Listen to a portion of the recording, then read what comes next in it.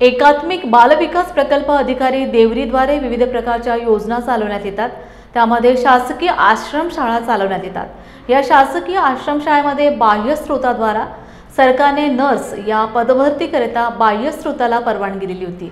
गोंदिया जिल्ह्यात 16 शासकीय आश्रमशाळेमध्ये या पदभरतीकरिता बाह्य स्रोताने जाहिरात दिली, मात्र नियुक्तीच्या वेळी यामध्ये मोठा घोळ सुरू झाला असल्याचा आरोप यावेळी स्थानिक उमेदवारांनी केला आहे।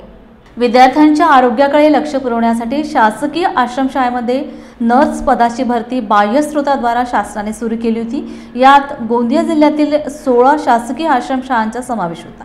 यामध्ये मात्र बाह्य स्रोताने नेमणूक करताना स्थानिक उमेदवाराला प्राधान्य न देता आणि यादीमध्ये नाव असून सुद्धा त्यांना डावलून इतरत्र उमेदवारांना पैसे घेऊन नियुक्ती दिली असल्याचा आरोप यावेळी उमेदवारांनी केला आहे। तसेच मोठ्या प्रमाणावर पैशांची मागणी करून नेमणूक करण्यात आली आणि आम्ही पैसे दिले नाही म्हणून आमचा नाव यादीतून कापण्यात आला असल्याचा आरोप यावेळी पदभरतीला आवेदन केलेल्या महिलांनी केला आहे। श्री छत्रपती शिवाजी महाराज संस्था स्वयंसंस्था नाशिक यातर्फे आश्रमशाळामध्ये स्टाफ नर्सच्या वॅकन्सी निघाल्या होत्या। त्यामध्ये आम्ही फॉर्म भरलेला आहे।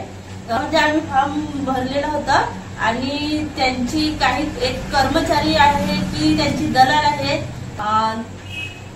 दीप्ती बोरकर, जी साकोलीची रहिवासी आहे। तिने आमच्याकडून पैशाची मागणी केलेली आहे आणि आम्ही पैशाला नकार दिल्यामुळे आमच्या सिलेक्शन लिस्टमध्ये नाव आलेलं नाही आहे। फॉर्म भरणारे कॅन्डिडेट 16 होते। तिच्याकडे जे फॉर्म भरणारे कॅन्डिडेट होते त्यांची ते 16 होते आणि ज्या लोकांनी फॉर्म भरून जे जॉईन झालेले आहेत ते त्यांची संख्या 9 आहे। GR मध्ये असं लिहून आहे की स्थानिक लेवलचे किंवा त्या परिसरातील आजूबाजूचे जे कॅन्डिडेट आहेत त्यांना आधी प्राधान्य देण्यात यावे। आमच्याकडून आधी तर बोलले की 40,000, नंतर 5,000 त्यांनी वाढवले आहेत आणि 45,000 रुपयाची मागणी केलेली। काय प्रूफ आहे आपल्याकडे? माझ्याकडे ते बोललेले जेव्हा मी स्टार्टिंगला गेली तेव्हा त्यांनी स्वतः पण बोललेले आणि माझ्याकडे व्हॉट्सअप चॅटिंग पण आहे। ते सिलेक्शन मध्ये 16 कॅन्डिडेट त्यांनी दीप्ती बोरकरकडे जे फॉर्म दिलेले होते ते सर्व लोक सडक तालुक्यातले असून त्यामध्ये त्या सर्व लोकांचे जे सिलेक्शन झाले आहेत किंवा त्यांना जॉईनिंग जे भेटलेली आहे ते ठिकाण त्यांच्या स्थानिक ठिकाणावरून 40 ते 50 किलोमीटर इतके दूर असून ते पैसे देऊन त्यांनी आपलं काम काही केलेलं आहे।